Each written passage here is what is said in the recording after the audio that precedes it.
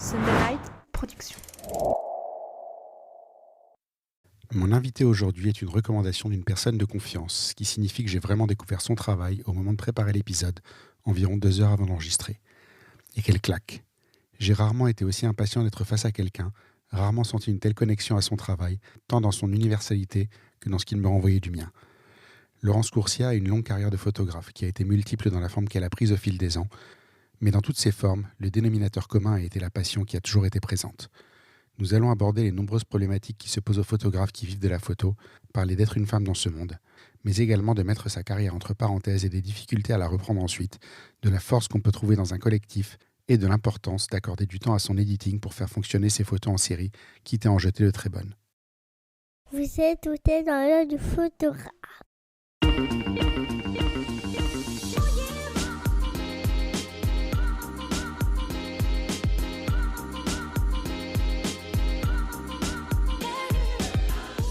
Bienvenue dans ce podcast par un photographe sur une photographe pour les photographes. Je suis Julien Pasternak et aujourd'hui, je vous emmène dans l'œil de Laurence Coursia. Bonjour. Bonjour Julien. Bienvenue, merci d'avoir accepté mon invitation. Tu viens de pas très loin, à Paris tout est relatif, tu viens de l'autre bout de Paris. Donc, oui, je viens de Bastille. Ça met quand même une bonne petite heure, j'imagine, pour arriver jusqu'ici en métro. 3 quarts d'heure. Ouais, il y avait une blague que j'aimais beaucoup, c'était Anthony Cavana qui disait ça, il disait Paris il y a 2 siècles, en cheval, traversée de Bastille à Porte-Maillot, 1 heure, 1 heure et demie. Et aujourd'hui, en voiture, en métro, de Bastille à Porte-Maillot, 1 heure, 1 heure et demie. Donc ça montre, j'ai mis un peu moins. Ça montre le progrès qu'on a fait. On a gagné 10 minutes peut-être, mais effectivement, ça va, ça vient. C'est plus si simple de se déplacer. Donc merci d'avoir fait cet effort, d'avoir traversé la ville pour venir chez moi, pour enregistrer cet épisode. Ça va être absolument passionnant. On va dire un grand merci à Annie Gozard pour commencer. Vous avez l'habitude, les auditeurs, que je dise merci à Annie Gozard, qui me recommande régulièrement des noms. Et ça donne toujours des épisodes exceptionnels. Annie a ce truc, elle peut me donner un nom, je sais que je ne regarde pas forcément, je peux inviter et regarder après coup et savoir que la discussion va être intéressante.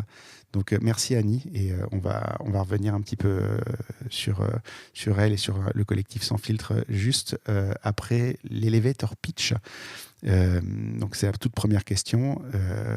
Tu es dans un ascenseur, il y a Steve Jobs qui rentre à côté de toi et tu as 3 étages pour lui dire qui tu es, ce que tu fais, qu'est-ce que tu lui racontes?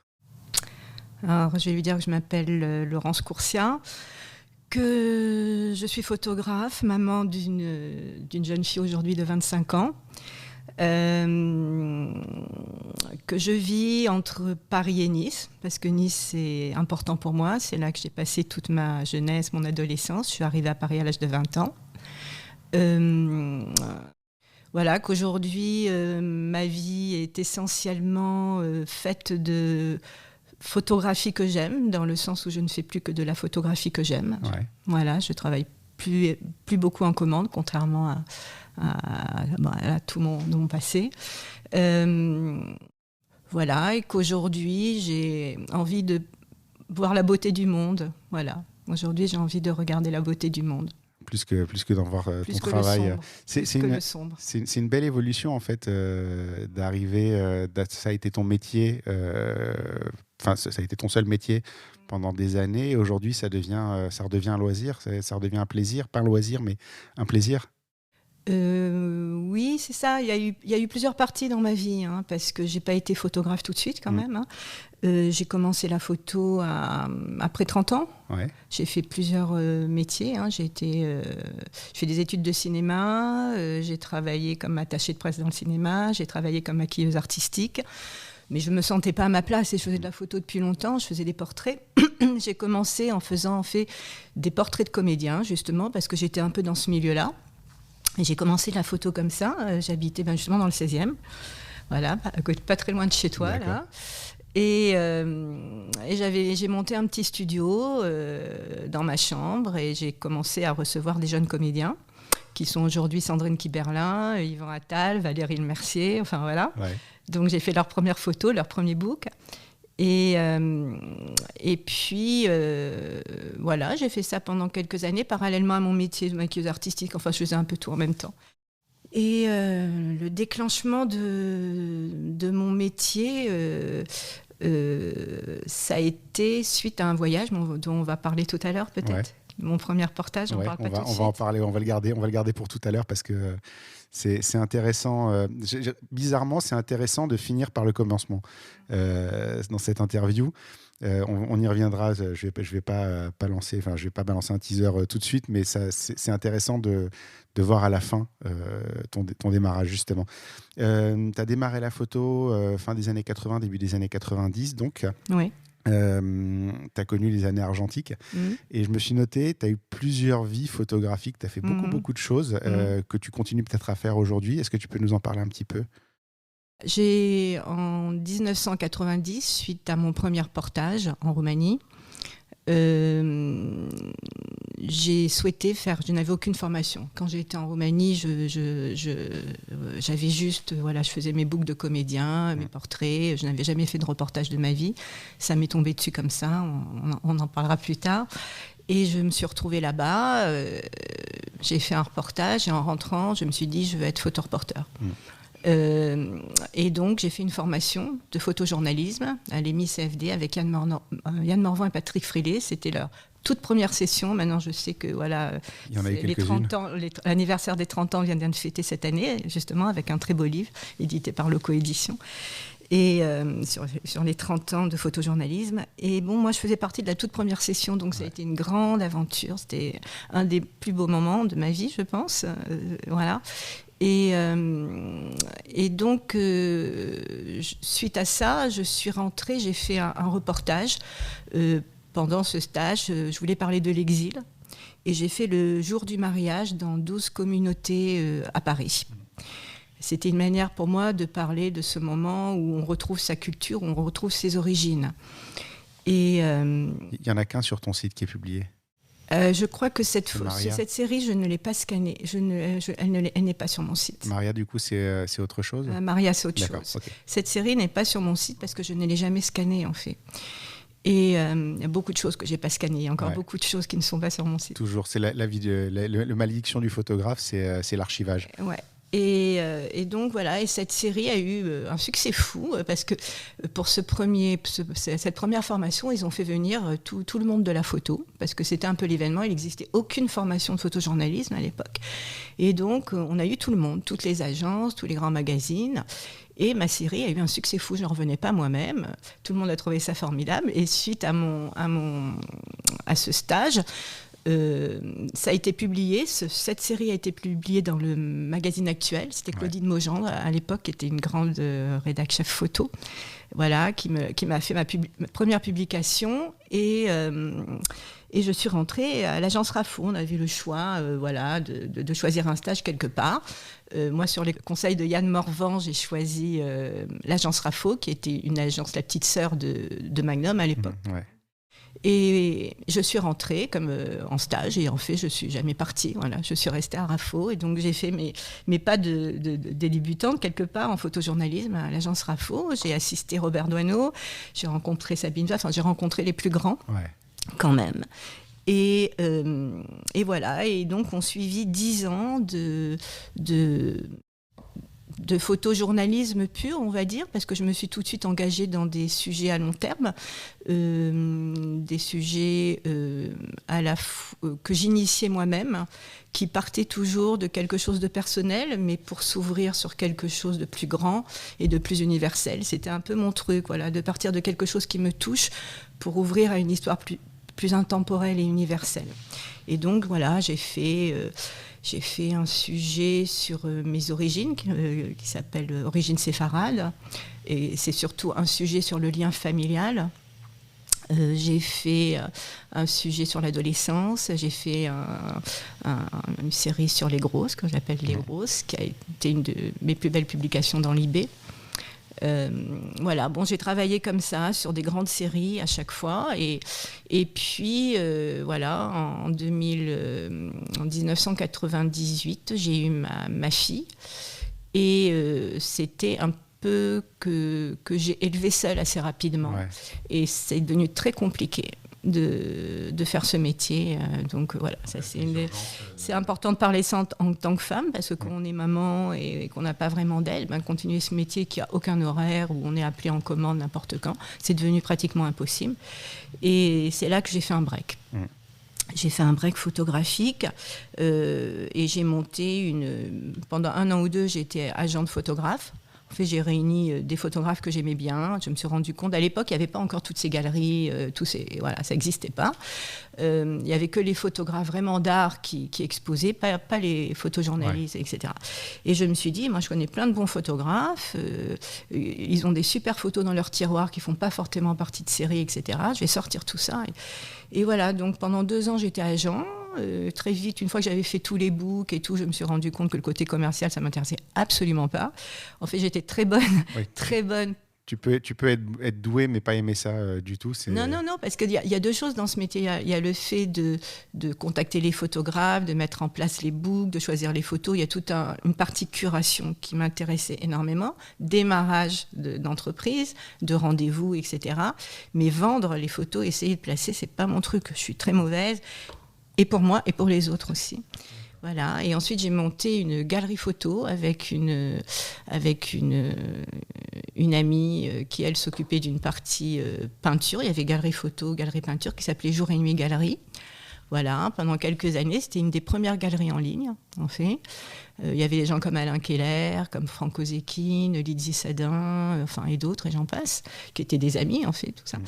Et puis, voilà, et parallèlement à ça, j'ai monté un espace d'atelier photo, de cours photo, ça remplit. Et je continuais à faire des photos, mais plutôt en voyage, je faisais plus trop de séries. Ouais, c'est devenu une passion. En fait, c'est marrant parce que tu as ce rapport à la photo qui, un coup, est un métier, un coup est une passion, et qui est toujours là, mais sous des rôles différents, en fait. Oui, tout à fait. Oui, c'est toujours là sous des rôles différents, et ça va, ça vient, parce que ça reste un métier. Tout à l'heure, quand j'ai dit je travaille plus trop en commande, ça ne veut pas dire que je ne vends plus mes photos. Ouais. C'est-à-dire que j'initie des sujets, je vends mes photos, mais je fais plus. Mais c'est intéressant, en fait, de voir que c'est pas parce que tu es dans un domaine. Moi, c'est une question que je me pose beaucoup en ce moment. Je suis beaucoup sur les événements entreprises, je fais un peu de mariage. D'un côté, j'aimerais bien faire un peu de photojournalisme. Tu vois jamais vraiment comment tu peux aller dans une direction ou une autre, parce que tu es confortablement installé dans un endroit qui, moi, est les événements entreprises. Enfin, je veux dire, je gagne très bien ma vie là-dedans. En même temps, ça me nourrit pas, tu vois. Et c'est rafraîchissant quelque part d'entendre que tu as le droit de sortir de ce que tu fais, mais même de sortir carrément de la photo en elle-même, tout en restant dans le milieu sans perdre tout ce travail que tu as fait avant.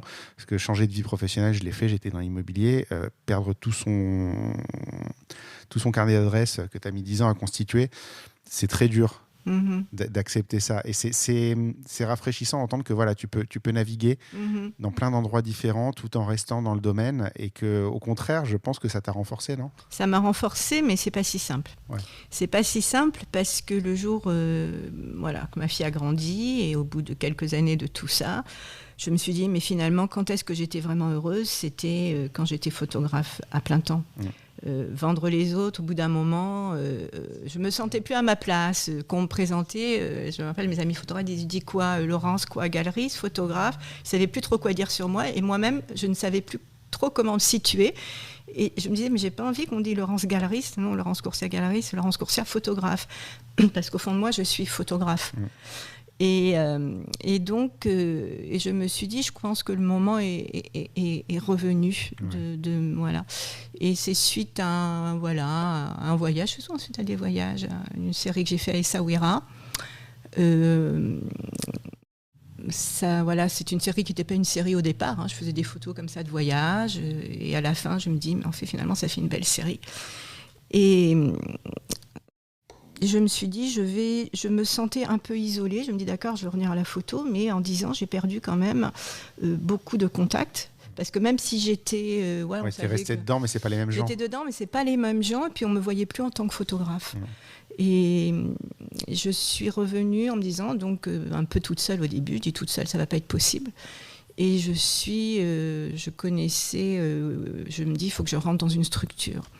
Et on me parle d'Hans Lucas, je connaissais Wilfried Estève parce qu'en fait on avait commencé la photo ensemble, et lui aussi avait fait la formation après moi de photojournalisme. Et je me dis, je vais contacter Wilfried, voilà, je suis donc rentrée à Hans Lucas, et ça m'a permis de me reconnecter au mouvement, à un mouvement, à être dans ce qui se passe, à comprendre ce qui se passe. Donc très vite, je me suis remise, mais quand même, je suis revenue à plus de même âge, avec 10 ans de plus, avec donc des rédacteurs chefs photo qui ne me connaissaient plus, qui étaient plus jeunes que moi pour la plupart et qui ne me connaissaient pas. Et n'étant pas une jeune photographe émergente, comme on dit aujourd'hui, c'est assez compliqué parce que je ne vais pas aller faire tous les concours, tous les lectures de portfolio. J'ai plus l'âge de ça. Mon travail est quand même un travail établi.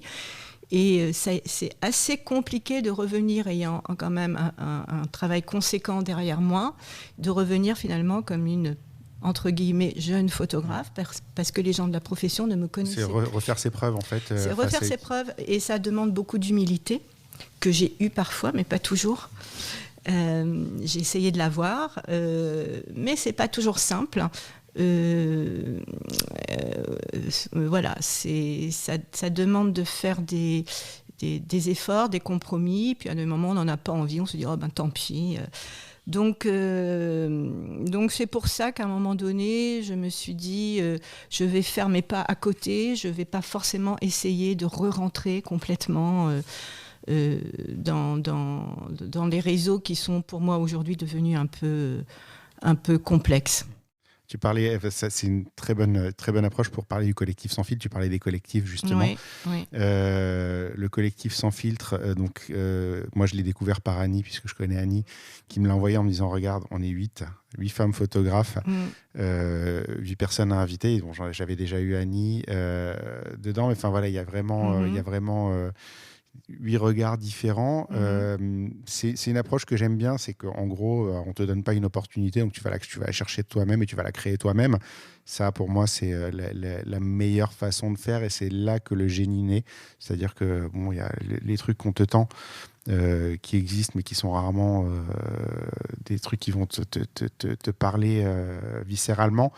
Et puis, est-ce que tu vas chercher toi, créer ça, j'aime bien cette approche-là, j'aime bien cette approche aussi collective. J'imagine que ça vous fait du bien, non, Complètement, c'est pour ça qu'on l'a fait. Hein. Au départ, on était 8 femmes photographes, on faisait partie d'une même agence. On était toutes plus ou moins, je pense, en Hans-Lucas, parce que maintenant, il y en a qui sont partis. Et on s'est rencontrés comme ça, et puis on avait fait un espèce de forum de femmes photographes pour s'entraider, se poser des questions, etc. Et on a fait une première rencontre chez l'une d'entre nous, chez Véronique Popinet, dans la campagne à Cordel. Et on s'est retrouvés à 10 sur toutes ces 30 ou 40 femmes qui échangeaient. On est 10 à être allés à cette rencontre. Et on a passé un week-end formidable, simple, léger, à parler photos, à faire des projets. Et c'est comme ça que peu à peu, l'idée d'un collectif est arrivée. On a commencé par faire un projet ensemble. Le premier projet, c'était d'avoir un même regard sur une même thématique. Donc l'été est arrivé et on s'est dit, qu'est-ce que tu fais cet été ? C'est la petite question que tout le monde se pose. Hein. Qu'est-ce que tu fais cet été ? On s'est dit, on va faire un sujet là-dessus. Qu'est-ce que tu fais cet été ? Et chacune a photographié un bout de son été. Et ce sujet qui peut paraître léger, finalement, ne l'est pas, parce que qu'est-ce que tu fais cet été ? Il y a des gens qui partent en vacances, et il y a des gens... c'est plein d'histoires différentes qui s'entrecroisent. Et on a trouvé ça formidable de pouvoir comme ça se motiver, parce qu'aucune n'aurait fait ce sujet-là. Et finalement, au bout de 2 mois, on avait déjà un grand sujet commun. Et ça correspond à quelle série sur ton site ? C'est French Riviera ? Non, ça correspond à la série que moi j'ai fait, c'est Merascat Beach, c'est sur la plage en Tunisie. D'accord, ok. Du coup, moi j'ai continué, je partais en Tunisie, donc moi j'ai continué puisque j'avais fait un grand sujet sur les plages de la French Riviera. Je me dis, je vais continuer là-dessus. Il y a des ponts entre les deux, on est d'accord ? Entre French Riviera et la Tunisie, justement. Eh oui, au départ, ça devait pas en être, mais chacune devant faire un sujet sur son été, moi je me suis retrouvée en Tunisie, je me dis, moi j'adore photographier la plage parce que c'est Martigny qui bouillonne au niveau sociologique, au niveau humain. Pour moi, c'est extraordinaire. La plage, quoi. Et je dis, voilà, je vais photographier. Et en effet, c'est une suite. Voilà. Il y a une vraie suite logique entre les deux, j'ai l'impression. Je ne sais pas si elle a été volontaire ou pas, mais en tout cas, on reconnaît la patte aussi, quoi. Oui, j'espère. C'est quand même le but d'un photographe, c'est d'avoir une patte, entre guillemets. Enfin, oui, un regard, en tout cas. Et du coup, ces 8 séries, elles sont devenues quoi ? Alors, ces 8 séries, elles vont bientôt... déjà, on va les voir sur Instagram, parce qu'on va commencer à les diffuser. Et on aimerait bien faire une expo. On a un peu commencé à faire des envois, une publication, une expo. Quoi qu'il en soit, même s'il ne se passe pas quelque chose d'extraordinaire avec, ça a été un premier travail, c'est quelque chose d'assez stimulant et le départ d'une histoire commune, ce travail. Parce que si on n'avait rien fait ensemble, il ne se serait rien passé. Le collectif, en fait, l'idée, c'est de se soutenir, de se motiver, peut-être de se donner des sujets en commun qui permettent d'avoir plus de visibilité que seul de son côté. Exactement, c'est une entraide entre femmes. Alors, il se fait que c'est entre femmes. Pour certains, c'est très important. Pour moi, moins, personnellement. Pour moi, ça aurait pu être mixte. Je vais te dire un truc. Regarde ce que j'ai noté. Tu vas voir le truc. J'ai mis l'approche, le message que je lis, moi, dans le collectif Sans Filtre, c'est « On est des femmes de talent et le mot important, c'est talent ».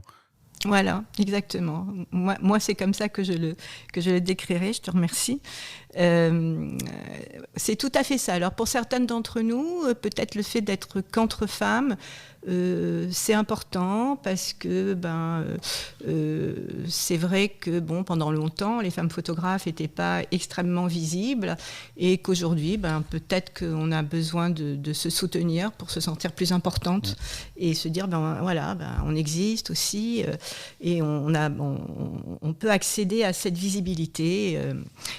Et pour d'autres, ça l'est moins. Donc c'est un peu moite-moite dans le groupe, mais en tout cas, ça simplifie énormément les rapports. Ça blesse personne. Ça, voilà, exactement. Et ça simplifie les rapports. On a on se réunit à chaque fois plusieurs 3-4 jours dans un endroit différent parce qu'on vient toutes de régions différentes.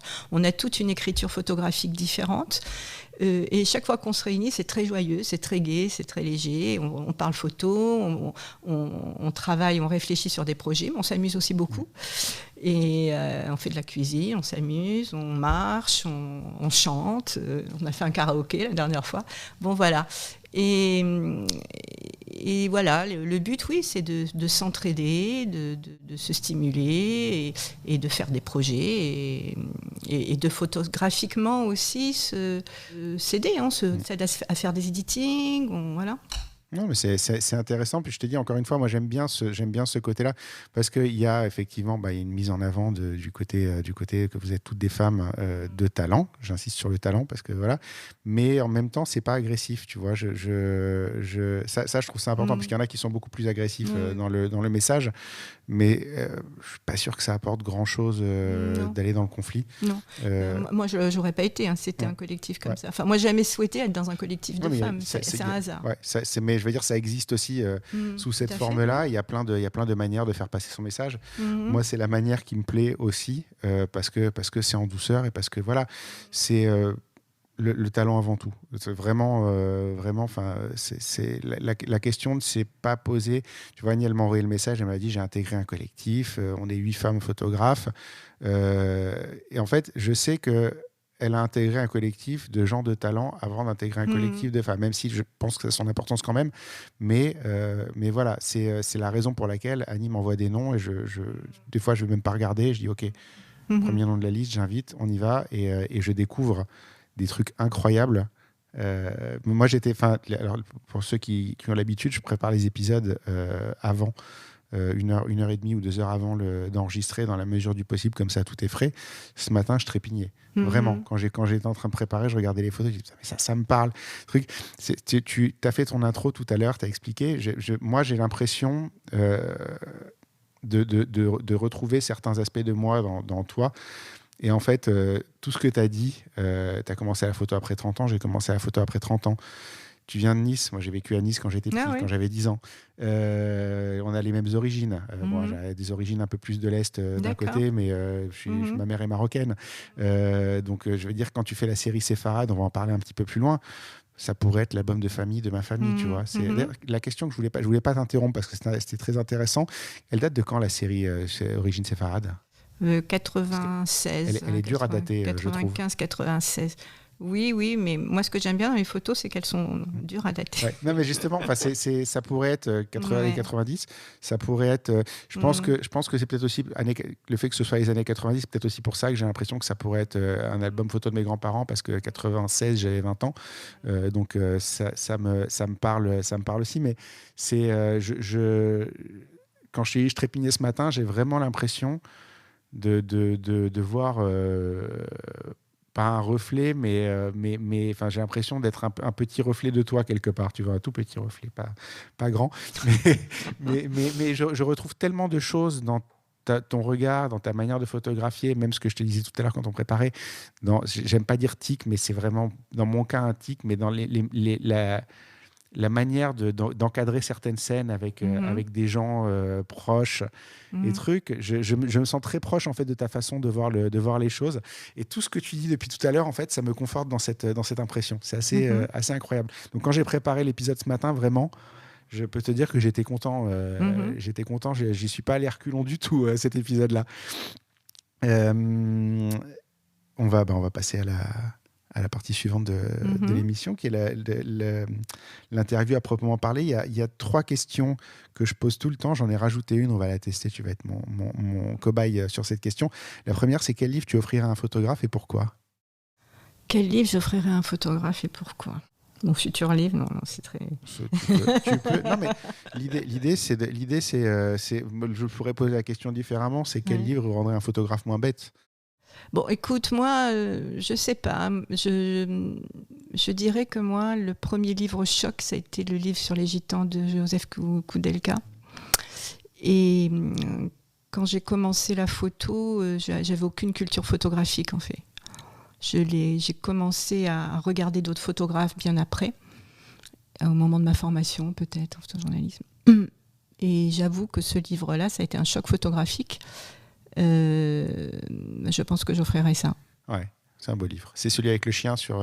Non, c'est Exil. C'est peut-être Exil. Je ne sais plus le nom. Je sais son travail sur les gitans. Il y en a un avec un chien errant, c'est Exil, je crois. Ouais, ça doit être ça. C'est peut-être Exil, le nom. Je ne me souviens plus du nom.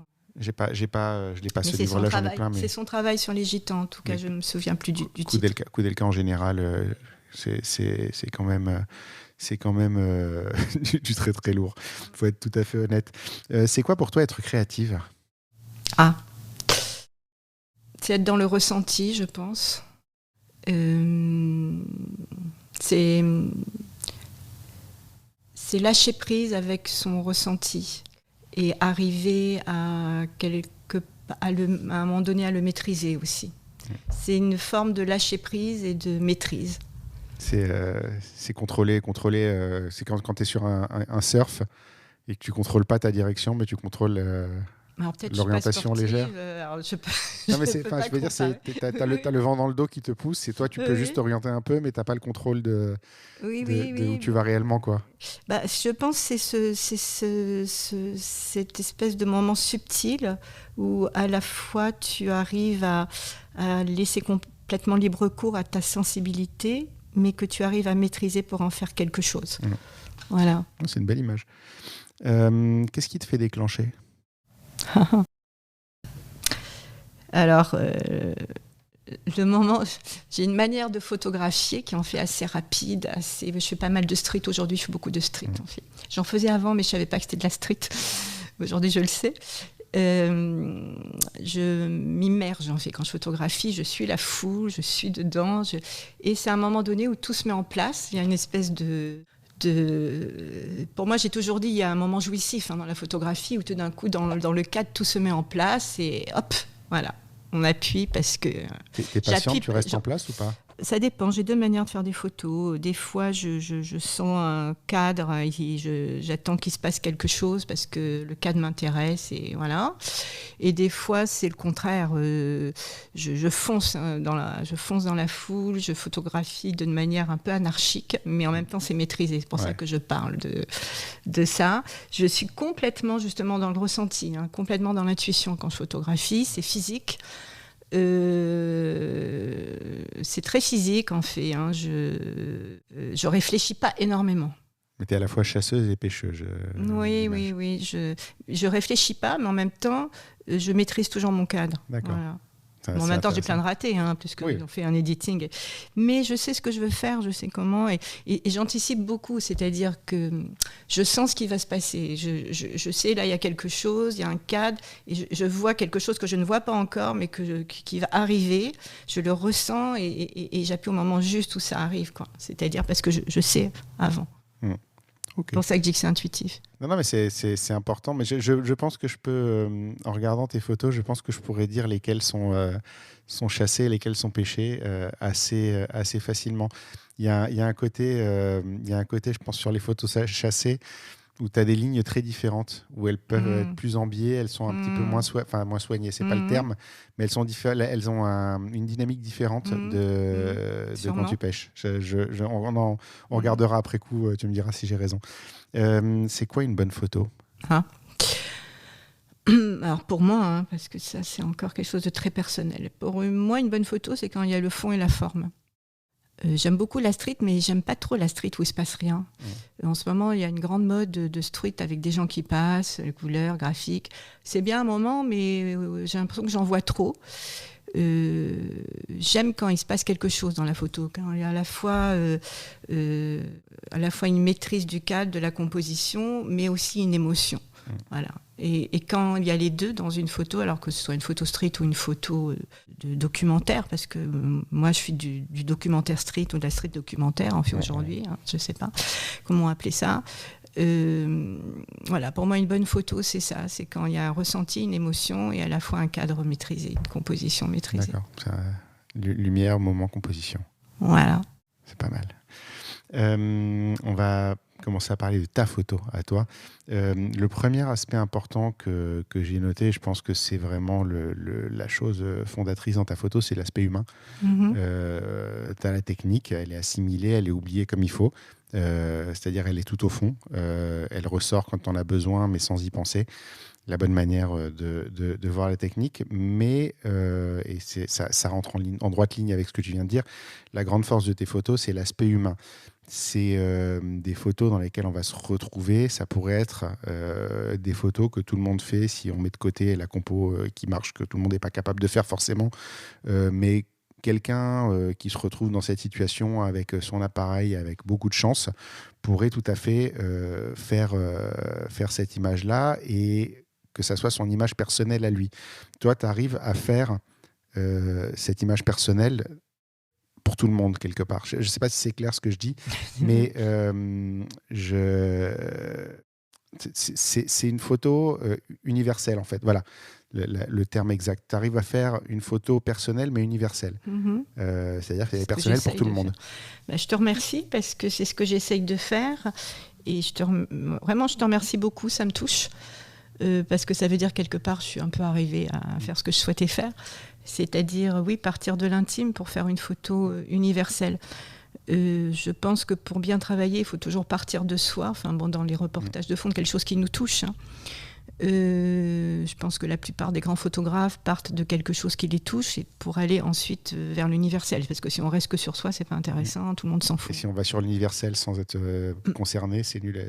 Ça non, c'est intéressant aussi, mais peut-être que c'est moins fort. Et on le ressent dans les images, je pense. Peut-être. Mais je pense qu'un photographe ne photographie jamais par hasard quelque chose. Surtout s'il y passe du temps. Et alors comment je viens de l'intime à l'universel ? C'est ça ta question ? C'est pour parler en fait du côté humain de ta photo, qui est à la fois maîtrisé. Alors Attends, parce qu'il faut. Je t'ai montré la question. En fait, je me rends compte que je l'ai rédigée dans tous les sens. Je sais à peu près où je veux aller, mais regarde voilà, il y a des flèches dans tous les sens. Donc pour les gens qui connaissent pas, j'utilise un logiciel qui s'appelle Freeform d'Apple, qui me permet de faire en fait une mind map, mais des fois, ça complique un petit peu les choses. Je mets les photos. En fait. Pour expliciter un peu ça, moi, mon premier contact avec la photo, c'est 2 photos. En fait, quand je suis enfant, j'ai 2 photos qui sont affichées dans le salon de mes parents, qui pour moi sont les photos qui expriment quelque chose. La première, c'est une photo de moi quand j'avais 3-4 ans, faite par ma nounou. Je suis en train de bouffer une glace, une photo en noir et blanc, je suis en train de manger une glace, un gamin qui mange une glace. Devant moi, il y a quelque chose qui doit être posé sur la table, qui est flou au premier plan, qui masque un petit peu le bas de la photo. La deuxième, c'est une photo de mes parents à leur mariage. Et c'est pareil, il y a quelqu'un qui est devant eux au moment où ils font un truc intéressant. Et donc les 2 photos en fait, ont un raté technique qui ne gêne pas. Qui limite leur apporte quelque chose, alors que c'est un truc, t'es photographe professionnel, t'as tendance à la virer cette photo-là, parce que déjà on en a fait 4 et qu'il y en a une qui fonctionne.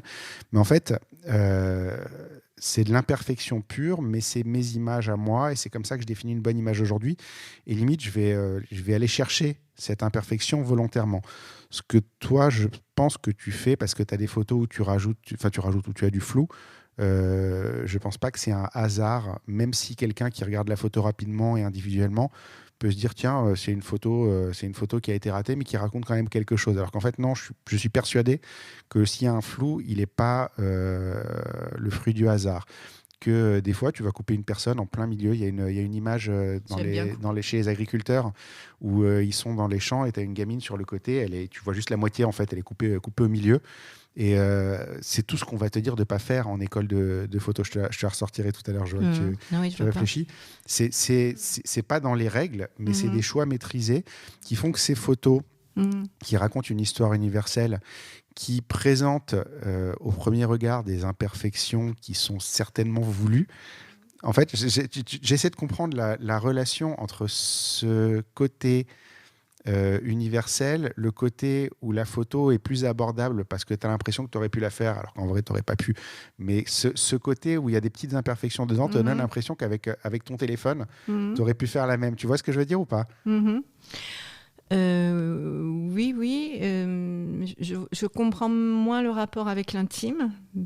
Justement, le fait que quand tu es face à une photo qui est absolument parfaite, tu sais que même pas en rêve, quelqu'un qui ne sait pas faire de photos arrivera à ce résultat-là. Là, on est d'accord que clairement, la compo, personne qui ne maîtrise pas son sujet est capable de faire une compo pareille.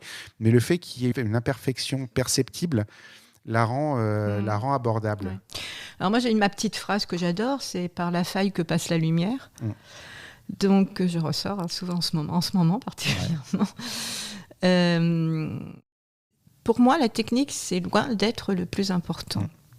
Et quand je te dis que des fois, se lâcher prise, des fois, je suis emportée. Quand je fais des photos, je suis emportée. Voilà. Et je n'ai pas envie de toujours maîtriser. Voilà. Je n'ai pas envie de toujours maîtriser, j'ai envie de laisser aller parce que je sais que la non-maîtrise peut donner aussi des choses hyper intéressantes. Et des fois, j'y vais. Et moi, j'aime bien couper. De toute façon, j'aime bien couper, j'aime bien les flous. Donc, j'y vais. Et je sais qu'à l'editing, je vais trouver une photo intéressante. Parce que je me permets ce lâcher prise, parce que je sais aussi, voilà, qu'en tournant autour d'un sujet, qu'en faisant plusieurs, qu'en se laissant un peu aller dans ce flot-là, je vais sortir quelque chose d'intéressant. Oui, tôt ou tard, il y en a une qui marche en fait. Il y en a souvent une qui marche. En fait, le contraste, c'est peut-être aussi parce que tu as un portfolio qui remonte un peu plus loin que la plupart des gens que je fréquente. Mais le contraste, aujourd'hui, en fait, toutes les photos sont parfaites. Tu n'es pas limité par la pellicule que tu as mis dans ton appareil. Tu vois ce que tu fais en temps réel. Et du coup, en fait, les photographes professionnels, les gens qui vivent de la photographie sont censés produire des photos parfaites. Si tu regardes les awards aujourd'hui, c'est rarement des photos avec du flou, c'est rarement des photos avec toutes ces caractéristiques-là. Quand je dis l'universalité, je me dis que peut-être ces défauts, entre guillemets, je mets des grands guillemets, les rendent abordables, en fait, tes photos? Alors, je suis moyen d'accord avec toi parce que la plupart des photographes auteurs, entre guillemets, un photographe auteur, mais enfin quand même des photos, ne font pas des photos parfaites, loin de là, pour la plupart. Moi, je viens de cette époque de tendance floue, tout ça, c'était mes potes, on a commencé la photo ensemble, où donc c'était la mode du flou. Moi, je faisais bien moins flou que d'ailleurs. Il y a des modes. Et pour moi, c'est une question qui ne se pose pas. J'aime pas la perfection d'une manière générale. La perfection m'ennuie, donc la question, elle ne se pose pas. Ouais. J'aime bien couper, j'aime bien cadrer bizarrement, j'aime bien... et il y en a toujours une qui rend, on ne sait pas pourquoi, elle n'est pas parfaite, mais il y a une force dans la photo. Ouais. Parce que tu as eu le moment. Parce que j'ai eu le moment, et puis parce que ce flou, ou ce bouger, ou cette façon de couper, apporte aussi quelque chose, et n'est pas gênante du tout. Voilà. En tout cas, moi, elle ne me gêne pas, et les gens qui aiment bien mes photos, ça ne les gêne pas non plus. D'accord. Non, mais c'est là aussi que peut-être les collectifs jouent aussi dedans, c'est que tu peux tout à fait tomber sur une perle qui passerait jamais en concours, ou sur Internet, ou dans certains trucs. Chez les photographes de mariage, il y a un concours qui s'appelle Fearless Photographers, qui décourage pas mal de gens dans le sens où c'est très dur d'avoir des awards parce qu'il y a 10 000 participants, 300 prix, et toutes les photos qui sont primées sont juste extraordinaires. Et quand tu sais pas toutes les techniques et tous les trucs, ça a l'air totalement inatteignable. Même quand tu sais, des fois, ça a l'air totalement inatteignable. Et peut-être aussi qu'on a besoin de temps en temps de voir ça, justement. Moi, je sais que je viens de ce côté-là. J'ai tendance à être un peu déformé par les concours, justement, même si j'y participe peu au final, mais je les regarde et tu sais, t'as quand même, ça te titille. T'as quand même envie de rentrer dans ce moule-là. Et en discutant avec toi, je m'aperçois que j'ai peut-être pas forcément si envie que ça de rentrer dans ce moule-là. Oui, mais moi, je suis pas d'accord. Je n'ai pas remarqué que dans les concours... Alors, on voit peut-être pas les mêmes concours. Non, je pense que c'est lié à ça, parce qu'il y en a d'autres. Les photos parfaites qui... Parce que, moi, ce que j'ai pu voir, les concours qui m'intéressent, c'est plutôt des photographes qui ont des travaux assez personnels. Non, mais c'est l'importance de bien choisir ses concours aussi. C'est-à-dire qu'en fait, il y a la référence du milieu, et puis autour, il y en a 5 ou 6 différents qui notent pas les mêmes choses. Et effectivement, tu vas sur WPJA, ça va aller plutôt sur le reportage. C'est vrai que je suis jamais allée. Ouais. Oui. Non, mais je pense que tu as des références similaires dans d'autres domaines. Ouais. Effectivement, moi, c'est celle que j'ai parce que c'est ceux auxquels j'essaie de participer régulièrement, même si je ne le fais jamais. Mais tu vois, ça peut fausser cette image. Ouais. Et c'est rafraîchissant aussi de voir que on n'est pas toujours obligé de chercher la perfection mécaniquement et par défaut. Le deuxième point que je voulais évoquer avec toi, qui est une prolongation du premier, en fait, c'est l'intime. Ça m'a sauté aux yeux dans Origine Séfarade, parce que je t'ai dit, ça pourrait être un album que je retrouve dans le grenier de mes grands-parents. T'es dans des lieux publics, c'est semi-public, c'est une synagogue, je pense, essentiellement. Les familles, je suis beaucoup. Les familles, je crois que ça commence par une synagogue, c'est pour ça que je suis resté verrouillé dessus. Mais dans les familles, j'imagine que ce n'est pas ta famille que tu as choisi pour illustrer ça. En même temps, tu arrives, donc tu es une personne qui est pas forcément extérieure, mais c'était pas ma famille. Tu as choisi une synagogue que tu avais déjà fréquentée, ou tu as été dans une Moi, je ne fréquente aucune synagogue, surtout. Okay. Moi, je suis athée. C'est mes origines, mais je ne suis pas croyante, je ne suis pas rien du tout. Mais néanmoins, il y a une importance de ma culture, et c'est l'objectif de ce reportage, de cette série plutôt, c'était de comprendre pourquoi, justement, ce lien, quel est ce lien qu'est-ce qui me lie avec tous ces gens que je ne connais pas, alors que je ne suis moi-même ni religieuse, ni pratiquante, ni croyante, mais qu'est-ce qui me lie ? Et c'est ce lien que je suis allée chercher. Mais je ne les connaissais pas, ces gens, au départ. Je suis allée dans une synagogue, dans des familles, je fais une enquête de la même chose qu'on pourrait faire pour n'importe quelle autre communauté. Donc tu as été à la rencontre des gens, tu as parlé avec eux. Tu commences à parler beaucoup, ou tu commences à photographier? Moi, je ne suis pas cérébrale du tout dans la préparation. Oui, je parle parce que je ne vais pas arriver comme ça et leur Je parle, je discute un tout petit peu, mais assez vite, je photographie. Bon, c'est vraiment du reportage d'immersion, hein, c'est-à-dire je me fonds. On va dire que c'est plus par des sourires, par une façon d'être, que je me rapproche des gens. Il y a un lien qui se crée assez naturellement. J'ai jamais eu beaucoup de problèmes, hein, ça doit être dans ma personnalité. J'ai jamais eu beaucoup de problèmes, voilà, pour avoir un contact assez facile avec les gens. Et voilà, je partage. En fait, c'est plus dans le partage. Je suis invitée, on mange, il m'offre à manger, machin. Voilà, on partage et au bout d'un moment, ils arrivent à m'oublier. Voilà. Alors, l'intérêt, c'est que j'arrive très facilement à me faire oublier et à être au milieu de gens et à photographier un peu ce que je veux, quoi. C'est un vrai talent, ça, de savoir se faire oublier. Pour être sûr, quand je te dis l'intime, je me suis retrouvé, ça m'a sauté aux yeux dans Origine Séfarade. En fait, j'ai été voir la série sur l'autisme. J'ai ressenti la même proximité avec le sujet, justement, alors que je ne suis pas du tout concerné. Mais du coup, tu vois, tu vis cette famille qui a 2 enfants autistes, mais tu ressens, tu vois l'amour d'un parent pour ses enfants. Enfin, tu retrouves, encore une fois, c'est pas un thème que je connais, mais en même temps, tu vois tout l'amour d'un papa, et quand tu as des enfants, bah, ça te parle mécaniquement. Je pense que même quand tu n'as pas d'enfants, tu peux trouver quelque chose dedans. Ça raconte une histoire à chaque fois dans laquelle tu rentres, en fait, que tu le veuilles ou non, que tu sois concerné ou non. Tu mets un doigt dedans, quoi qu'il arrive, et ça, si tu y prêtes un peu attention, ça te parle, en fait. C'est ça la force, c'est ça qui fait que c'est intime. C'est que c'est pas voyeur, en fait. Quand je dis intime, c'est vraiment que tu ressors avec quelque chose d'autre après avoir vu ces photos-là. J'essaie de capter ce qui me touche et je pense que ce qui me touche va toucher d'autres, quoi. Ouais. Sans être voyeuse, oui, en effet, il y a des photos que je ne fais pas non plus. Hein. Je ne fais pas toutes les photos que... mais au bout d'un moment, oui, je pense qu'il y a une forme d'empathie.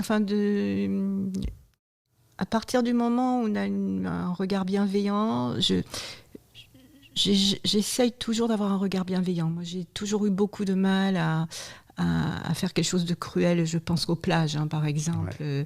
Quand je photographie les plages, même sur la plage, j'essaye de ne pas aller vers le cruel. Hein. Ouais. Oui, c'est facile sur la plage. Parce que c'est facile sur la plage. Et j'ai vraiment essayé d'éviter ça. Et quand je fais un reportage, c'est parce que j'ai de l'empathie pour les gens. J'ai envie de montrer quelque chose. Voilà. Et cette empathie, je pense qu'ils la ressentent. Et très vite, ils se sentent en confiance et très vite, ils s'instaurent une relation qui font qu'ils me laissent photographier.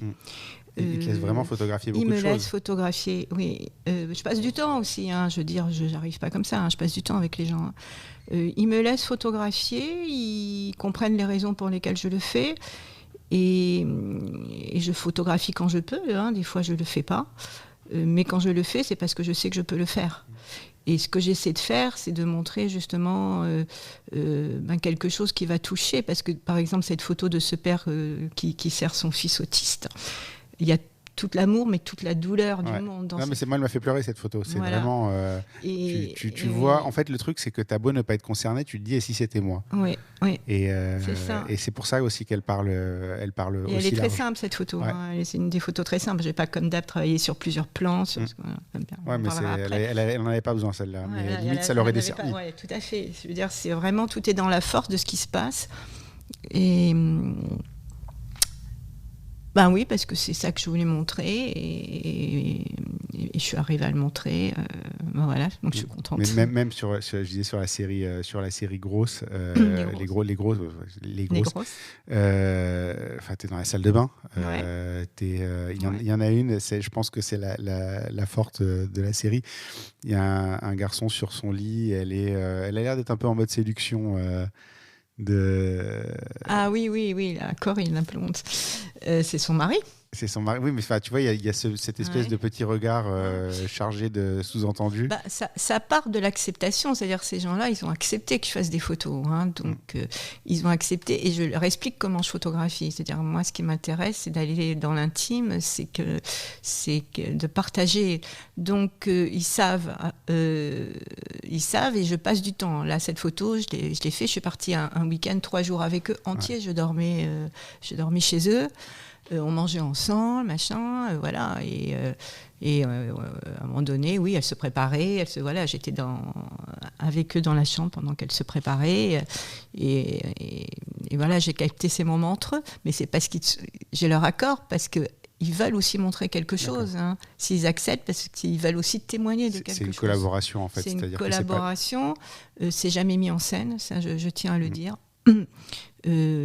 Voilà, c'est des moments qu'on vit, je m'immerge et puis je chope des choses. Ils acceptent que tu sois un œil présent en permanence? Oui, alors je suis pas en permanence non plus, je partage des moments, voilà, je suis pas non plus... Non, mais ils savent que voilà, t'es à côté, que... Mais quand je suis là, quand je suis avec eux, oui, c'est comme si on était, comme on est avec des amis, qu'on partage un moment intime. J'arrive à créer avec ces gens que je ne connais pas cette relation qu'on peut avoir avec des amis. Voilà. D'accord, ça, c'est une vraie force. Non, ma question, c'est comment est-ce qu'on arrive justement à rentrer dans l'intimité des gens comme ça, parce que voilà, tu les connaissais pas forcément au début, mais effectivement, c'est plus clair comme ça. Troisième grand axe de la conversation, c'est le layering. Mot que je ne connaissais pas. Voilà, mais je pense qu'en ce moment... alors, je ne sais pas si c'est une mode en ce moment ou si c'est juste moi qui transpose mon sentiment au reste du monde, mais en tout cas, c'est un vrai sujet, c'est un vrai art de le faire. Pourquoi je dis que je soupçonne que ça devient une mode, c'est que ça parle beaucoup, beaucoup d'Alex Webb en ce moment et que c'est un petit peu le maître de ça... Qui arrive à te créer 3 ou 4 quêtes différents, il va se passer quelque chose dans chaque spot et tout. Je reviens dessus aussi parce que j'ai vu une vidéo, alors ça je la conseille à tout le monde, c'est un YouTuber qui s'appelle Ivan Chow qui a fait une vidéo sur ce sujet-là et c'est la première fois que je vois quelqu'un expliquer aussi clairement la manière dont il compose une image et je pense que si quelqu'un est intéressé par ça, il doit absolument aller voir cette vidéo parce que c'est limpide. Vraiment, j'avais jamais vu une explication aussi claire et aussi applicable de comment faire un bon layering, mais on va quand même te demander ta façon de faire. Ouais. Mais voilà, je mettrai en tout cas cette vidéo dans les liens, dans les notes d'épisode. Toi, tu excelles dans le layering, mais il y a un truc en plus, parce que le layering avec des éléments immobiles, c'est relativement facile. Ça demande quand même beaucoup de pratique, mais voilà. Toi, tu fais beaucoup de layering d'êtres vivants. Donc ça veut dire qu'on va avoir soit pas d'éléments ou un seul élément immobile dans l'image et 4 ou 5 personnes qui s'entrechoquent et donc ça bouge tout le temps et le moment parfait, il y en a 1, 2 sur une période de temps assez courte et une fois qu'il est passé, il est passé et c'est terminé. Comment tu réfléchis ça? Est-ce qu'il y a une recette? Est-ce que c'est de l'instinct pur? Est-ce que tu restes longtemps en place? Je sais qu'Annie, elle a une histoire comme ça, une photo où elle est restée quasiment 30 minutes sans bouger, à attendre que tout s'aligne parfaitement devant elle. Comment ça fonctionne pour toi? Alors, moi, je ne connaissais pas Alex Webb avant. J'ai connu Alex Webb après, pareil, avant de faire ses photos. Donc, je ne savais pas du tout ce que c'était. Alors, je dois dire, c'est assez naturel, mais c'est aussi ce qui m'intéresse dans une photo, c'est de travailler sur plusieurs plans. C'est vrai que quand je regarde des photos de photographes, je suis attirée par ces photos où les photographes travaillent sur plusieurs plans. Voilà, quand il se passe plein de choses sur une photo, un premier degré, un deuxième degré, un troisième degré. Et c'est ça que je veux capter quand je fais de la photo. C'est ces moments où il y a une photo, par exemple, que j'aime beaucoup dans Origine séfarade. En premier plan, il y a une mère et son fils. Elle a la main sur son front. Et derrière, c'est sur 2 plans, mais cadré assez serré. Il y a le frère et la sœur qui sont dans le même mouvement de main. Et il y a toute la notion du lien. Et c'est 2 plans très différents. Et quand je chope ça, je suis heureuse. En même temps, j'ai ma journée. Comment je fais? Mais c'est toujours la même chose. Je ne sais pas comment je fais. Je travaille de manière très intuitive et et je sens la chose qui va se passer. Voilà. Donc tu te positionnes quand même en amont, c'est-à-dire que ton cadre il est prêt. Je vois que quelque chose est en train de se passer déjà, ça m'intéresse. La scène de la mère et l'enfant m'intéressait, donc j'étais là à photographier ou pas photographier, et tout d'un coup je vois il y avait une dame assise derrière, donc j'ai fait une première photo, il y avait cette mère et cet enfant avec une dame assise derrière, et tout d'un coup est arrivée une tierce personne. Et je sentais que cette tierce personne allait venir embrasser cette personne assise. Et tout d'un coup, je le savais, je le savais intuitivement, ce qui allait se passer. Et au moment où j'ai senti le frôlement de cette personne qui passait sur mon épaule, j'appuie, parce que je sais que quand j'appuie, c'est le moment où la personne va rentrer dans le cadre. Donc j'arrive à voir ce moment où la personne rentre dans le cadre parce que je la sens arriver et je sens qu'il va se passer quelque chose. Des fois, je lâche pas l'affaire aussi, j'appelle ça « je lâche pas l'affaire ».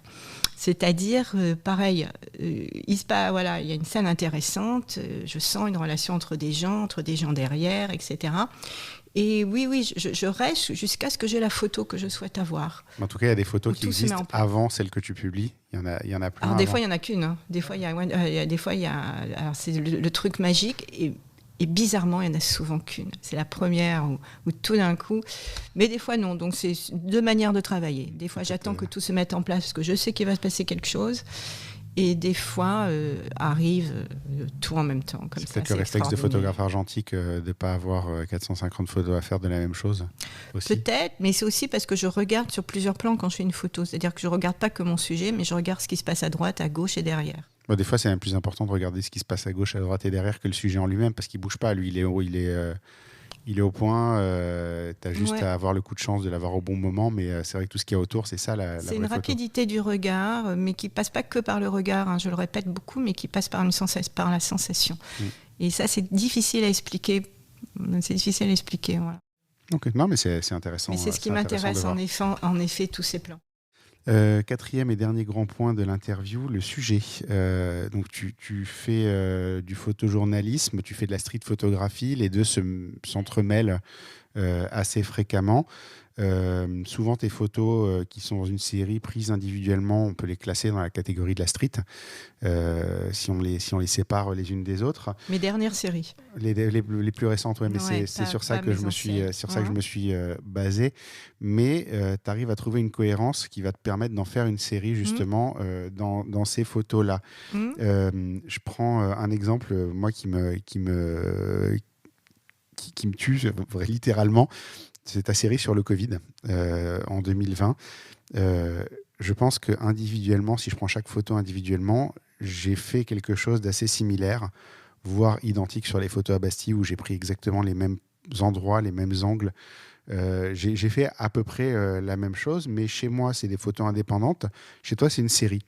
Donc, comment tu transformes en fait, ces photos que tout le monde peut faire individuellement en un ensemble cohérent qui raconte une histoire. Alors, je te renvoie juste une question. Est-ce que toi, si tu les mettais ensemble, ces photos, ça ne pourrait pas faire une série ? C'est possible, mais je n'ai jamais essayé. Parce que moi, je n'ai pas cette vision d'ensemble encore de mon travail. C'est parce que justement, j'ai une vision d'ensemble, parce que je viens du photojournalisme, de la photographie documentaire. Donc, j'ai toujours fonctionné en série. Donc, même quand je fais de la street, je ne fonctionne qu'en série. Toutes mes photos street, je ne fais aucune photo isolée en street. Je travaille à l'intérieur de séries. Il y a toujours un sujet. La French Riviera, sur les plages de la Côte d'Azur, après les plages de Tunisie, sur Essaouira, ma dernière qui s'appelle Kyoto Mood, qui est sur la ville de Kyoto. Donc Kyoto Mood, l'humeur de Kyoto, c'est-à-dire que je prends quelque chose qui m'intéresse et j'arrive à trouver l'idée, c'est de trouver un fil conducteur entre toutes les photos. Alors, je vais t'en parler bien là, parce que justement, je viens de faire cet editing de Kyoto. Alors, si je mettais toutes les bonnes photos, et d'ailleurs, on l'a fait un peu avec les filles du collectif qui m'ont fait enlever pas mal de photos, mais c'était intéressant. Parce que si je prends toutes mes bonnes photos, je vais avoir un peu de street, un peu de Géo Magazine, un peu voilà, il va y avoir des bonnes photos, mais avec peut-être des styles différents. Avec une belle photo un peu parfaite à la Géo, puis une photo plus street. Et finalement, moi, qu'est-ce qui m'intéresse là-dedans ? Donc, je me pose la question, quelle est l'atmosphère ? Qu'est-ce que je veux dire ? Et sur Kyoto, moi, je dis ce que je veux raconter, finalement, c'est la poésie de cette ville, c'est l'humeur de cette ville, c'est cette chose qui, moi, me touche. Et donc, j'essaie de faire un editing en fonction de ça. D'accord. Et de trouver le fil conducteur qui va donner une unité entre toutes les photos. Il suffit que j'en mette une qui est une belle photo, mais qui fasse un peu trop géomagazine, un peu trop parfaite. C'est pas, quand je dis géomagazine, c'est pas négatif du tout, mais c'est pas le même style. Tout d'un coup, ça va casser la série. Donc, est-ce que le secret, c'est pas tout simplement d'être capable d'éliminer ces bonnes photos ? Alors là, oui, mais non, c'est pas que ça. Ça, je pense que c'est un truc que moi, je suis pas capable de faire, par exemple. Déjà, il y a ça, mais là, il faut se faire aider. Ouais. Alors, moi, je me fais toujours aider dans l'editing par des gens en qui j'ai confiance dans le regard. Alors, des fois, il y a plein de gens qui me disent t'enlèves ça et puis je remets les photos. Hein. C'est-à-dire, j'entends ce qu'on me dit et après, je fais mon. Oui, faut voir d'où ça vient parce que. Oui, déjà parce que voilà, il y a des gens qui de toute façon vont pas voir nos bonnes photos, ils vont pas comprendre comment on photographie, donc déjà, il faut savoir à qui on demande. Après, c'est quand même intéressant d'entendre la vie des uns et des autres parce qu'il y a des photos qui se recoupent. On a tout ce qu'on appelle la photo affective, hein, donc cette photo qu'on ne veut pas lâcher et finalement qui n'apporte rien. Mais après, il faut s'écouter. Une fois qu'on a entendu ce que tout le monde nous a dit, il faut s'écouter et dire qu'est-ce que moi je veux dire et qu'est-ce qui moi m'intéresse et pour moi, le fil conducteur, je pense qu'un bon editing, il se fait en plusieurs fois. On demande à une personne, après on demande à d'autres, après on revient à son. La French Riviera, il m'a fallu 2-3 ans pour faire un bon editing. Hein. Et pourtant, entre-temps, je l'avais envoyé à plein de rédactions, à plein de trucs, j'avais exposé. Mais le bon editing, je crois que je viens de le faire. Hein. D'accord. Donc c'est rassurant aussi de comprendre, tu vois. Encore une fois, tu es photographe, tu travailles, tu rends des trucs rapidement. Tu as l'impression que ton editing il doit être fait en 2 heures. Et en fait, se rendre compte que ta série, elle a mis 2 ans à prendre sa forme définitive, et elle n'est peut-être même pas définitive parce qu'on te dit ça aujourd'hui, et peut-être que demain tu la reprends et tu l'as fait de nouveau changer, mais c'est d'être capable de synthétiser en fait plein d'opinions différentes et d'en tirer la quintessence en fait. Ouais, c'est ça, et puis je pense qu'au bout d'un moment aussi, le temps c'est comme tout, avec le temps on voit l'essentiel. Hein. Mais cette discussion, je le pensais déjà au moment où j'étais en train de préparer. Je me disais, c'est peut-être ma prochaine formation. Au lieu d'apprendre à faire des photos, c'est peut-être d'apprendre à les trier. Ah ouais, c'est tout. Non, mais c'est con, on ne voit pas, mais c'est vrai que faire une belle photo, c'est presque facile. Ouais. Mais faire une bonne série, c'est une autre histoire. Et je crois qu'au-delà de la capacité à faire une belle photo, au-delà de la capacité à la retoucher correctement, le plus important en fait c'est la manière dont on présente notre travail au monde et c'est peut-être ça mais moi j'ai fait beaucoup d'editing pour des amis, alors ça m'a peut-être aidé aussi hein. Mais je suis plus dure pour mes photographes que pour moi-même hein. C'est-à-dire que moi je me retrouve devant mes photos, je suis perdue hein. Mais t'as aucun attachement aux photos des autres, c'est peut-être ça aussi. Oui bien sûr, c'est pour ça, c'est beaucoup plus facile pour les photos des autres, on voit immédiatement ce qui va, ce qui va pas. Ah, c'est intéressant, mais c'est en tout cas je pense que ma prochaine formation hormis Rise Up, ce sera certainement ça, on en parlera après coup. On finit toujours l'interview en parlant d'une série photo. On va parler de ta première série photo qui était Bucarest parce que elle date de 90, cette série photo. Ce que j'ai trouvé incroyable, il faut voir que sur ton portfolio, elle n'est pas au début. Il n'est pas par ordre chronologique. Elle est quelque part aux 2 tiers des portfolios. Et quand tu tombes dedans, et que tu réalises, parce que c'est une des rares qui est datée aussi, que tu réalises que c'est une de tes premières séries. Donc quand on recoupe entre ta bio et tout, on se rend compte que c'est ta première série. En fait, je trouve que cette série, rétrospectivement, n'est pas parfaite par rapport à ce qu'on voit de toi aujourd'hui, mais annonce tellement clairement et vraiment qui tu vas devenir après. Je trouve ça hyper intéressant en fait de voir ça avec le recul et avec tout ton travail déjà en tête, parce que ça montre que tu avais déjà un langage que tu n'avais pas forcément encore développé réellement, mais qui était déjà présent et qui se manifestait déjà, même si ce n'était pas de la même manière qu'aujourd'hui. Ça m'a fait aussi, parce que dans les séries, à peu près cette partie-là, tu as un album en 97 où tu photographies un plateau TV, donc c'est un travail de commande, qui est un travail très propre, très carré, c'est un beau reportage, mais comme celui-là, c'est pas qui tu es maintenant, c'est pas aussi, j'ai envie de dire raffiné, je sais pas si je peux dire ça, mais aussi il y a quelque chose qui s'est débloqué, je pense, entre-temps. Moi, je me situe aujourd'hui dans ma capacité à faire un reportage photo, une série, là où tu étais en 97. Tu vois, donc je pense que j'ai encore beaucoup de travail avant d'arriver à faire quelque chose du niveau de ce que tu fais. Mais voilà, c'est pour dire en fait que aussi voir l'évolution de quelqu'un, c'est très marrant de voir en fait que ton langage a toujours été là et que tu l'as affiné et que tu l'as développé et que tu l'as étendu et que tu as vraiment réussi à développer ça d'une manière. Et donc, je voudrais bien déjà que tu nous racontes un petit peu l'histoire de Bucarest, parce qu'on l'a gardé en début d'épisode pour maintenant. Donc, ça, est-ce que tu peux nous parler de ce reportage et te demander dans quelle mesure c'est quelque chose de fondateur pour toi, parce que j'imagine que c'est quand même le début de ta carrière, et le regard que tu portes sur ces photos aujourd'hui. Alors, ça m'intéresse beaucoup qu'on parle de ça, parce que j'y reviens beaucoup aujourd'hui à cette série. En effet, c'est mon tout premier reportage. J'ai été propulsée à Bucarest en pleine révolution roumaine. En 2 jours, j'étais devant la télé, on en parlait justement aussi avec le collectif de cette série. J'ai été propulsée, j'étais en train de regarder la télévision, le procès du couple Ceausescu, comme tous les Français, ce fameux procès complètement dingue à la télé. J'étais en vacances à Nice chez mes parents et le téléphone sonne et c'était le frère de ma meilleure amie qui était responsable de Pharmaciens sans frontières sur Nice qui m'appelle et qui me dit écoute, le pays était donc complètement fermé, hein. Il me dit écoute Laurence, on va affréter un avion cargo, on part dans 2 jours pour amener des médicaments, écoute il reste une place, est-ce que tu veux venir pour faire des photos? Mais je faisais pas de photos moi à l'époque, je faisais des photos de comédiens, hein. Ouais. Mais je commençais à avoir des envies de reportage sûrement, enfin je sais pas, très bien. Donc je suis restée un peu bouche bée comme ça, un peu tétanisée parce que c'était à la fois extraordinaire mais complètement affolant. Et je ne pouvais que dire oui, évidemment. Ouais, des fois le destin te tombe dessus. Oui, voilà, je ne pouvais que dire oui. J'étais là, je ne sais pas si j'ai dit oui tout de suite ou si j'ai réfléchi un petit peu, mais en tout cas j'ai dû dire oui très vite parce que 2 jours plus tard, on partait, j'étais de me retrouver dans cet avion où il n'y avait que 10 places, enfin c'était un avion très bizarre, je me suis dit mais qu'est-ce que je fais là? Et voilà, on arrive dans un pays en guerre et là moi je me retrouve complètement en dehors de tous mes repères en me disant mais je suis dans l'histoire, je suis en train de vivre l'histoire.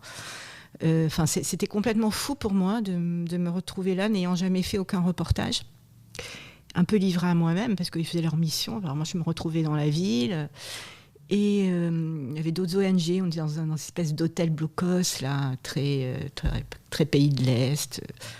Bon, et très vite, je m'aperçois que je ne suis pas du tout comme les autres. Alors, il n'y a que on fait sur place avec des Roumains et des journalistes, des photographes. En fait, voilà, il n'y a que ça, il n'y a pas d'autre population. Et je me rends très vite compte que je ne suis pas comme les autres photographes avec leurs grands zooms. Voilà, moi, je venais d'aucune agence, je ne connaissais personne, je n'étais pas du tout dans le réseau photo. Et naturellement, je fais les photos qui me touchent. Voilà. Et quand je les vois aujourd'hui, donc il y a une première partie qui est sur la rue, la Révolution, la rue. Il y a une photo que j'aime beaucoup, qui est cette petite vendeuse d'œufs, qui est une photo qui est restée par la suite. J'essayais de poser un regard, en fait le mien, mais que je ne connaissais pas encore, puisque je n'avais jamais fait de reportage et je n'avais vu aucune photo d'aucun photographe surtout. Et ce qui me sidère aujourd'hui quand je regarde ces photos, d'abord c'est un reportage intéressant. D'abord je le trouve bon, moi. Bizarrement, je ne dirais pas qu'il est plus faible. Je le trouve différent, peut-être moins abouti. J'ai pas dit qu'il était moins bon que les autres.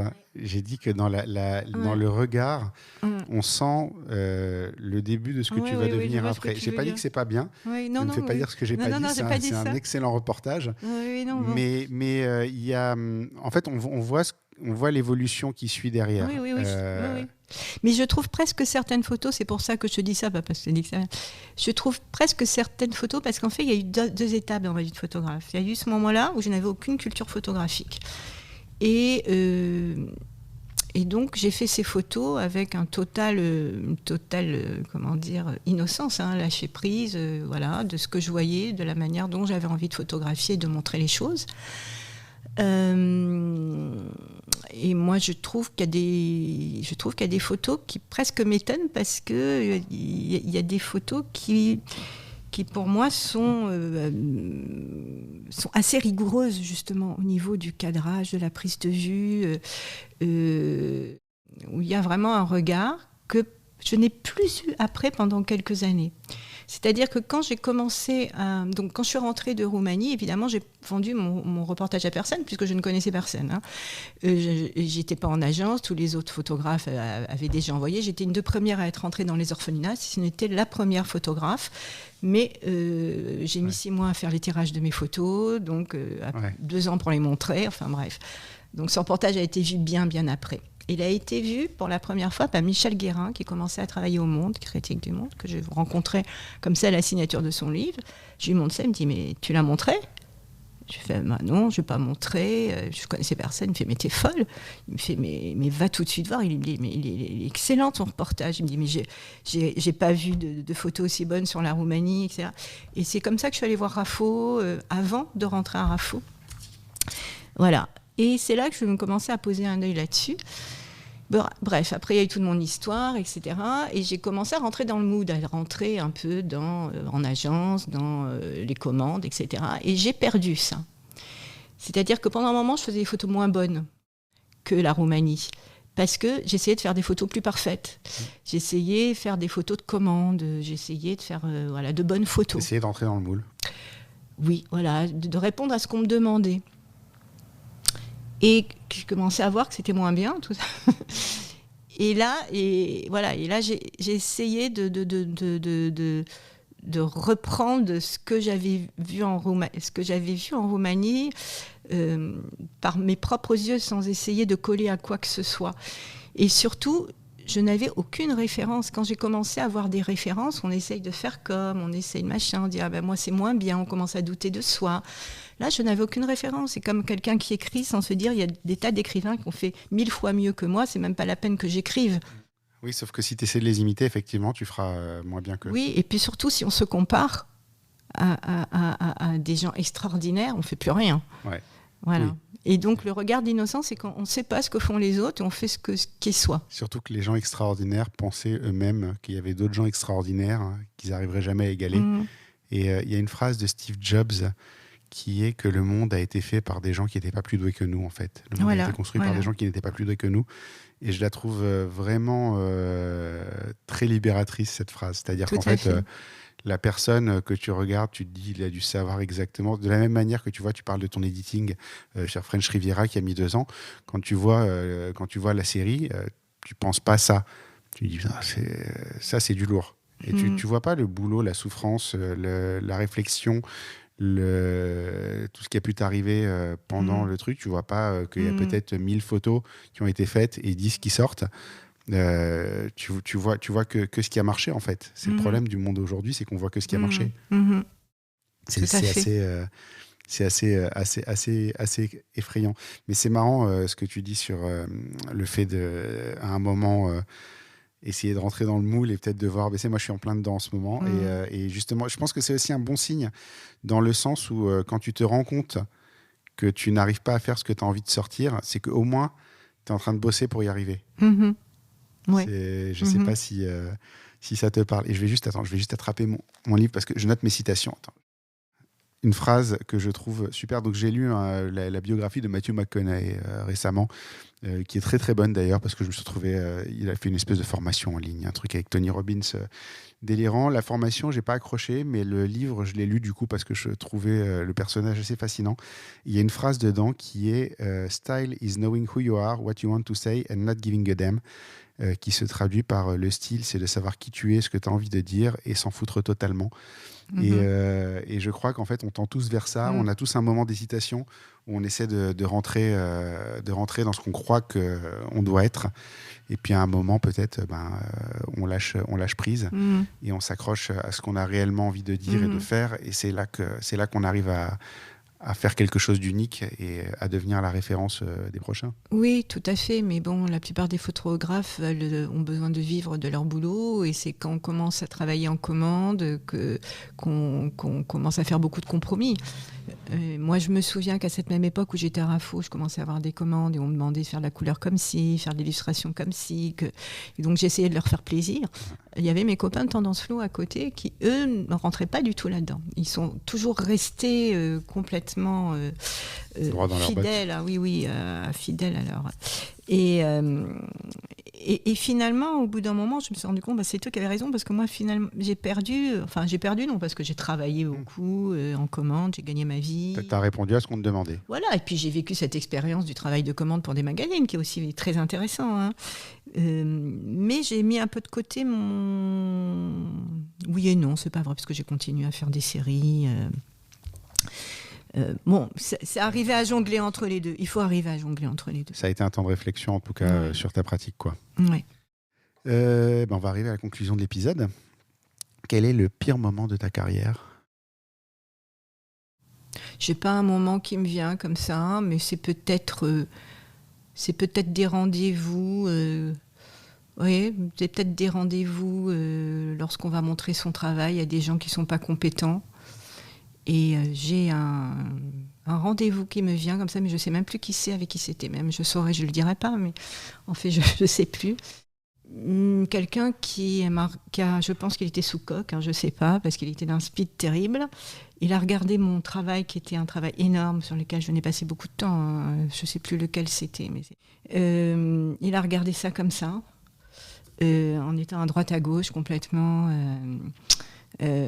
quelqu'un d'odieux, voilà. Et ça, c'est des situations dans lesquelles on se retrouve souvent, nous photographes, devant des gens qui ne prennent pas le temps et la peine de regarder notre travail avec attention, qui sont des fois des gens moins experts et moins compétents que nous. Et ce sont toujours des moments un peu difficiles. Voilà. Quand les gens ne sont pas respectueux, après que les gens ont le droit de critiquer, de parler, c'est pas du tout le problème. Mais c'est le manque de respect dans la manière de regarder le travail de quelqu'un qui amène, qu'on amène son travail, c'est un peu sa vie qu'on amène, qu'on met sur la table. C'est ce que tu as fait, tu as consacré un temps important de ta vie à faire, effectivement, quand les gens le regardent d'un demi-regard et pas dans les bonnes conditions, c'est toujours rageant, quoi. Oui, c'est des fois plus que rageant. Des fois, c'est très difficile. Hein. Enfin, je pense qu'il y a beaucoup de photographes qui ont subi des humiliations par moment. Moi, j'ai assisté, c'était pas moi, et j'ai assisté à des lectures de portfolio où je trouvais le lecteur, pas beaucoup dans l'empathie. Ouais, non, mais après, ça s'apprend. J'ai été jury d'un concours il n'y a pas longtemps. Effectivement, il y a des moments où je n'ai pas été dans l'empathie non plus. Mais parce que tu ne te dis pas en fait, qu'il y a une personne en face des fois.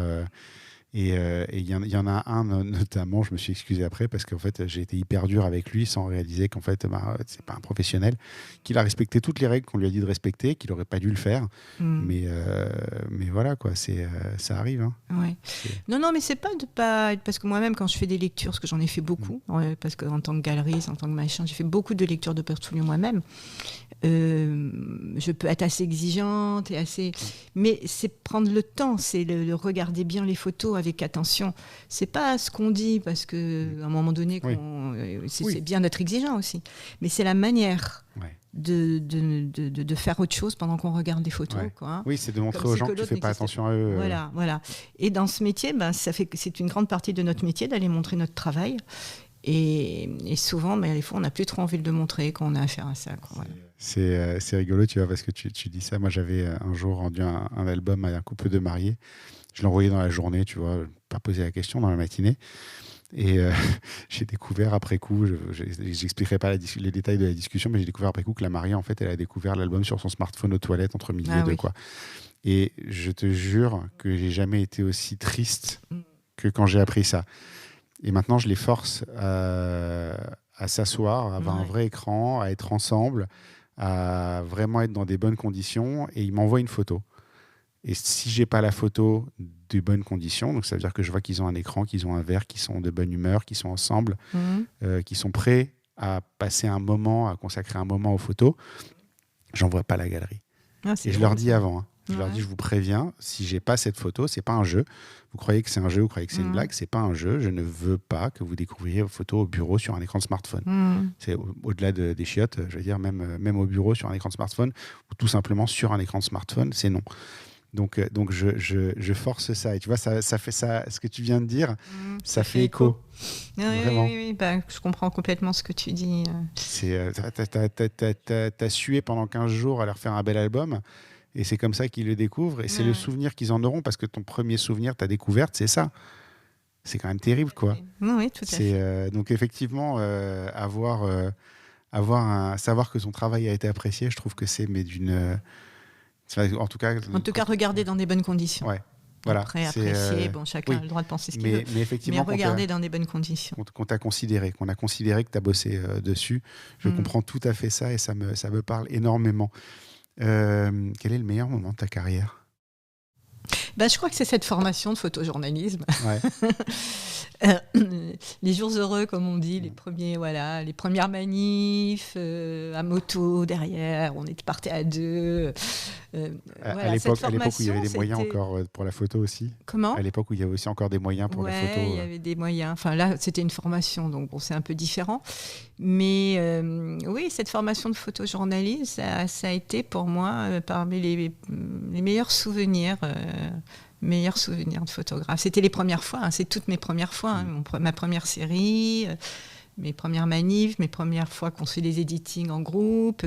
C'est toutes ces premières fois qui étaient très excitantes. Ouais.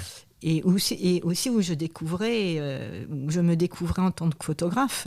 Et où j'avais aussi des retours qui étaient extrêmement valorisants. Je me suis sentie valorisée. Et justement, j'en reviens à ça, c'est intéressant, on était deux filles. On était deux filles, avec, sur 12 personnes, on n'était que deux filles. Et moi, j'ai aimé ça, parce qu'on m'en dit toujours. Moi, j'ai jamais vécu vraiment ma situation de femme photographe de manière négative. J'ai plutôt l'impression d'avoir été chouchoutée en tant que femme photographe et d'avoir eu accès aussi à des choses auxquelles les hommes n'auraient pas eu accès. Les gens font plus confiance des fois à une femme, c'est plus facile de rentrer dans l'intimité. Donc il y a aussi des plus. La réalité, c'est qu'il y a des trucs où ça va être plus compliqué quand il faut jouer des coudes face à. C'est au niveau de la visibilité costauds, dans le milieu, où on fait plus confiance à des hommes pour les commandes, tout ça, tous ces trucs-là. C'est là où c'est difficile souvent.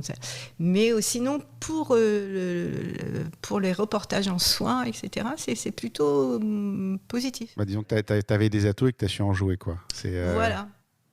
Non, mais c'est le plus important, en fait, c'est connaître ses forces, savoir où on va pouvoir gagner, savoir où ce sera plus compliqué, parce que c'est jamais impossible, mais bon, clairement, tu te retrouves sur les marches du Festival de Cannes à devoir jouer des coudes pour faire des photos. Je me suis retrouvée. J'ai fait les marches. Et ça s'est passé comment ? C'était horrible. Parce que ça, j'imagine que faut... J'ai reçu un coup d'appareil photo sur la tête. Ah ouais. Parce que je savais pas me placer, c'était la première fois, je savais pas où il fallait me mettre, j'ai dû faire une erreur. Ils sont fous, les mecs, là. Oui, ils sont surexcités parce qu'aussi ils n'ont pas le droit à l'erreur et ça exacerbe le truc. C'est ça. C'est de la même manière. Je suis revenu de vacances de la Baule où les gens sont très calmes à Paris en voiture. Tu arrives à Paris, tu sens dans la manière de conduire, dans les trucs. En 10 minutes, j'ai eu 2 embrouilles. C'est sur la route, quoi. C'est un truc de fou. Et tu vois en fait aussi dans les situations de pression, ça fait ressortir le pire des gens. Oui. Complètement, bien sûr. J'imagine que ça n'a pas dû être... Non, mais je parle même sur les marches du festival, tout le monde doit faire les...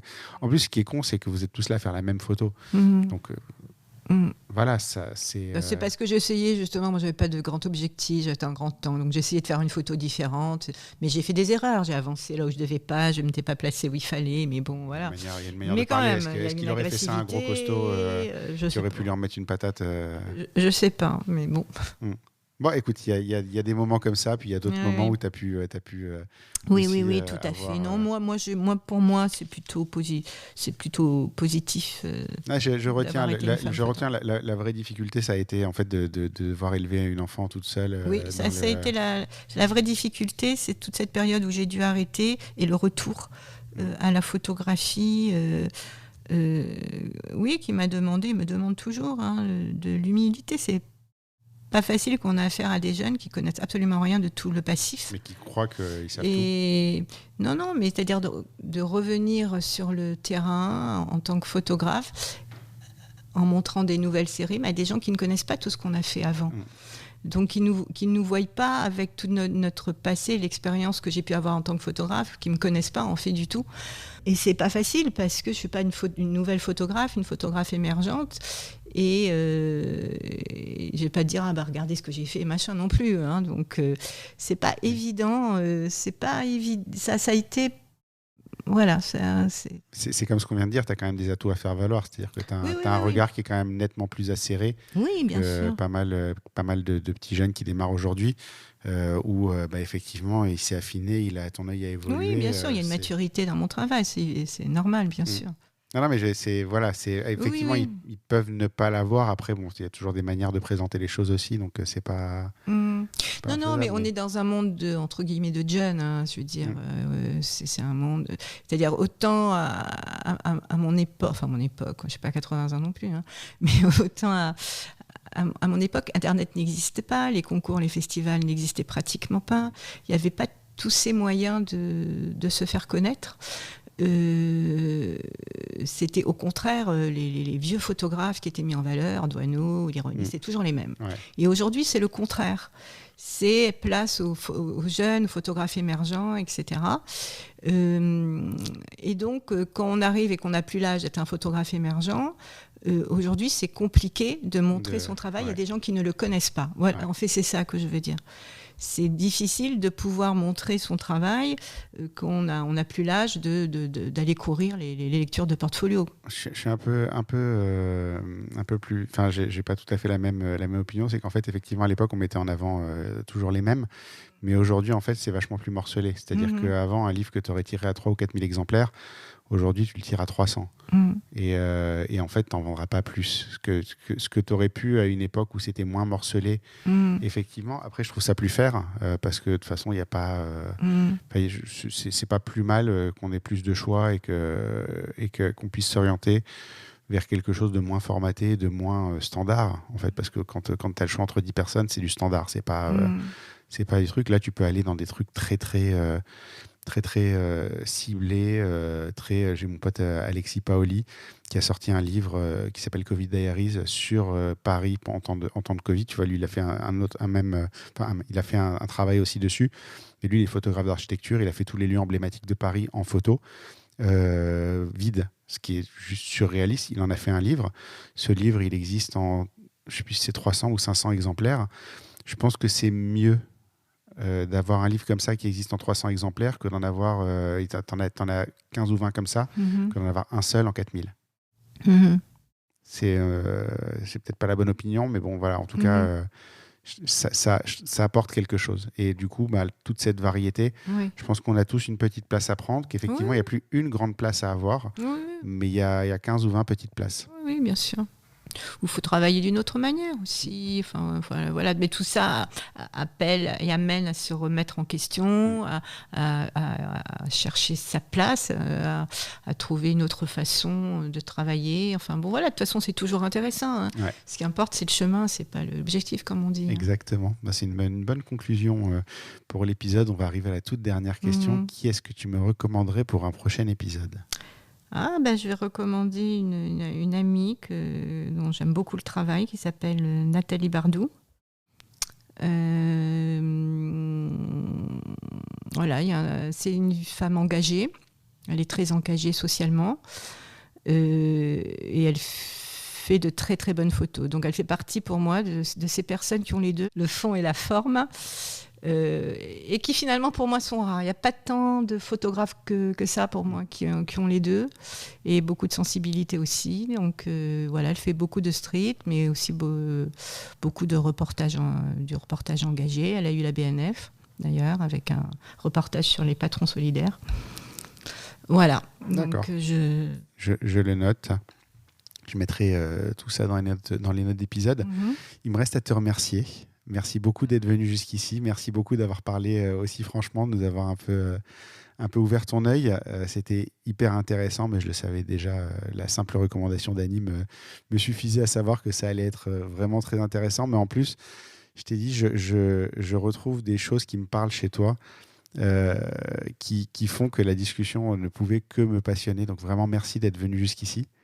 Je te remercie aussi, c'était très intéressant. Je me disais, voilà, mais qu'est-ce que je vais dire pendant 1 heure et demie? Puis finalement... En fait, ça passe vite. Hein. Ça passe vite. Ça passe vite. 1h29 et 34 secondes. Merci beaucoup. Merci à toi. À très bientôt.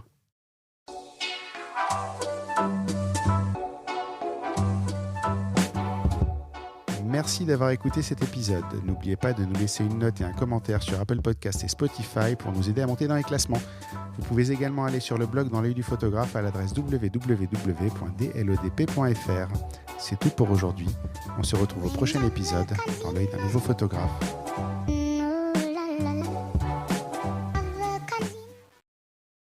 Dans l'œil du photographe, merci, c'est fini.